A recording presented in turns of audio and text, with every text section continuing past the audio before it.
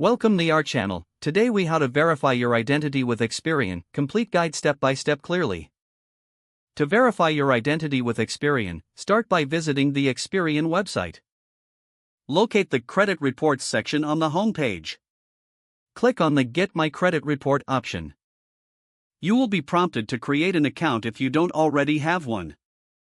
Provide your email address and create a secure password. Confirm your password and click Next to proceed. You will now need to enter your personal information. Fill in your name, address, date of birth, and social security number. Make sure the information matches what is on your official documents.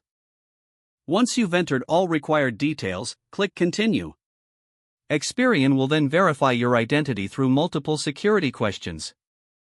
These questions may include previous addresses or loan amounts. Answer these questions accurately to ensure successful verification. If you answer correctly, you will gain access to your credit report. In case of failure, Experian will provide you with alternative verification options.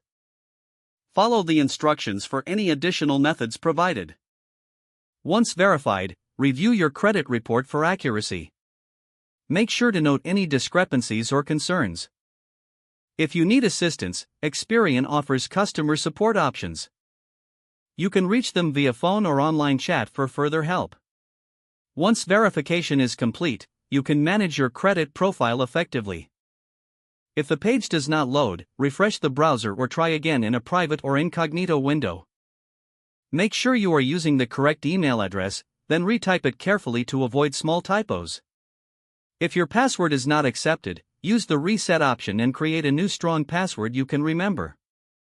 Check your spam folder for verification or security emails, then complete any requested confirmation steps. Enable two-factor authentication if available to improve account security and reduce unauthorized access risk. After signing in, review your profile details so your contact information and settings are accurate and current. If you see an error message, note it down and try again after restarting your device and internet connection.